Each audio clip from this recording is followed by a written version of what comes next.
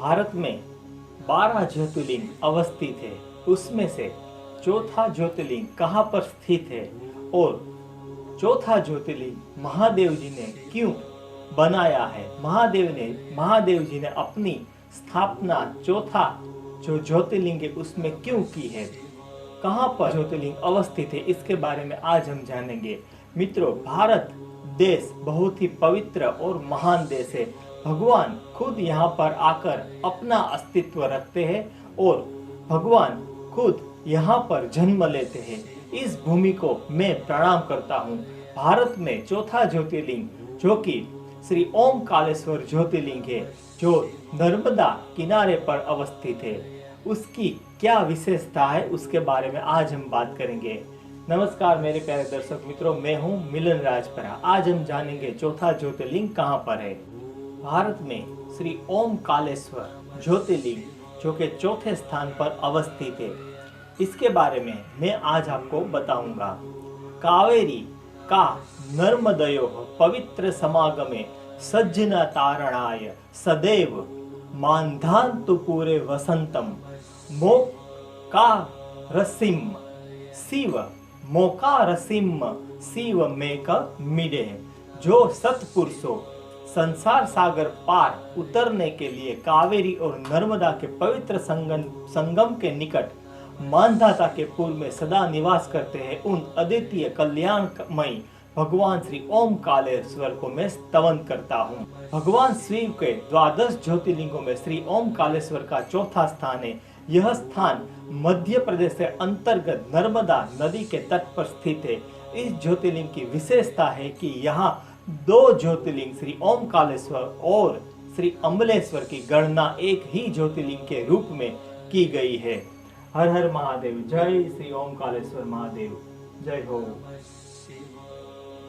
एक समय की बात है, देवर्षि नारद ने बड़े ही श्रद्धा और लगन से कुछ समय तक गोकर्णेश्वर नाम के शिवलिंग की आराधना की, जिससे उन्हें परम सुख एवं शांति मिली।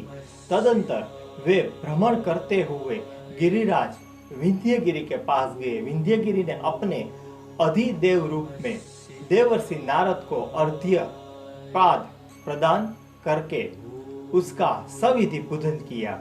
विंध्य ने अंदर अपनी सर्वगुण संपन्नता एवं विपुल संपदा का अभिमान था। भगवान और भगवान के भक्त दोनों अहंकारों को जीव के कल्याण में बाधक समझकर उसका समूल नष्ट करने की चेष्टा करते थे, जिससे जीव अनित्य वस्तु का अभिमान छोड़कर नित्य परमात्मा का सच्चा साधक बने।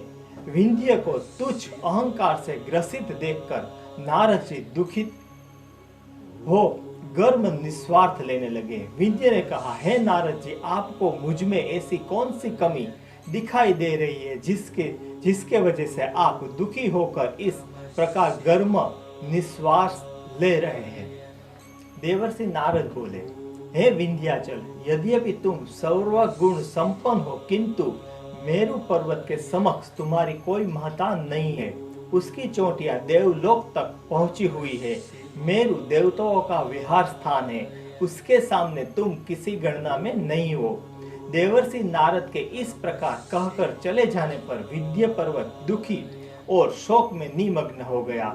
उसने इस शोक को मिटाने के लिए भगवान आशुतोष सदाशिव की आराधना करने का निश्चय किया और साक्षात ओमकार रूपी शिव की शरण में गए।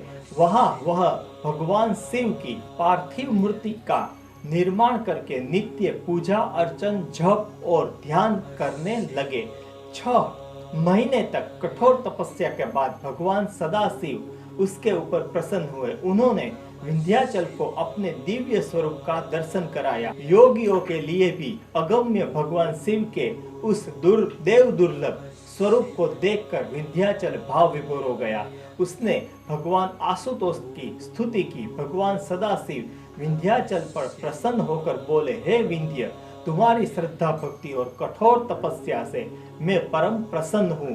मेरे भक्त के लिए कुछ भी प्राप्त करना असंभव नहीं है। मैं अपने भक्तों के सभी कामनाओं को सहज ही पूर्ण कर देता हूँ। इसलिए तुम्हारी जो भी इच्छा हो मुझसे वह मांग कर संतुष्ट हो जाओ। विंध्य ने कहा, हे महेश्वर, यदि आप मेरी आराधना से संतुष्ट और प्रसन्न हो तो मुझे संपूर्ण कार्य के लिए सिद्धि प्रदायी सद्बुद्धि प्रदान करे। भगवान शिव बोले, हे पर्वतराज, तुम्हें मैं वह उत्तम बुद्धि प्रदान करता हूँ जिसके द्वारा तुम्हें सभी कार्य सहज ही सिद्ध हो जाएंगे, तुम्हारा कल्याण हो। जिस समय भगवान शिव विंध्य के समक्ष प्रकट हुए, उसी समय देवगण एवं विशुद्ध चित्त वाले अनेक महात्मा वहां पधारे। उन लोगों ने भी भगवान शिव की आराधना एवं अनेक प्रकार के स्तोत्रों के द्वारा स्तुति की और भक्तों के अभीष्टों को सिद्ध करने के लिए सदैव वहां निवास करने के लिए प्रार्थना की। भगवान शिव ने प्रसन्न होकर उसके अनुरोध को स्वीकार कर लिया और भगवान शिव तभी से वहां ज्योतिर्लिंग के रूप में स्थित हो गए। वहां स्थित ओमकालेश्वर लिंग दो स्वरूपों में विभक्त हो गए।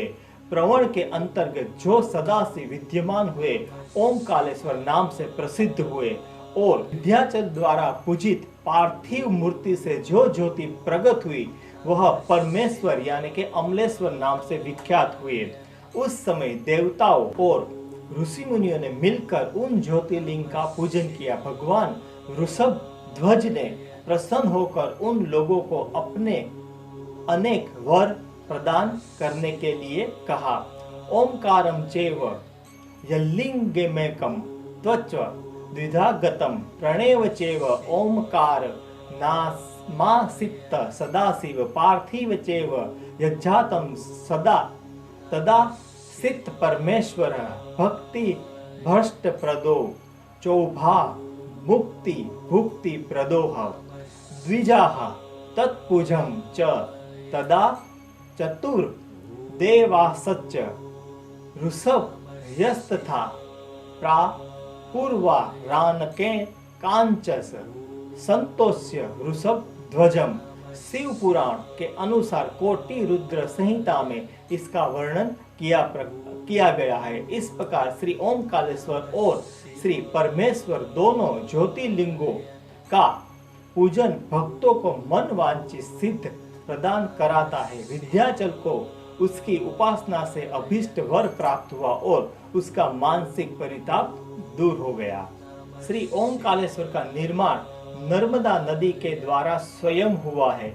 यह नदी भारत की पवित्र नदियों में से एक है, सर्वश्रेष्ठ तीर्थ है। शास्त्र के मतानुसार कोई भी तीर्थ यात्री भले ही संपूर्ण तीर्थों की यात्रा कर ले, किंतु जब तक वह श्री ओमकालेश्वर जाकर उन तीर्थों का जल नहीं चढ़ाता, उनकी तीर्थ यात्रा अधूरी मानी जाती है।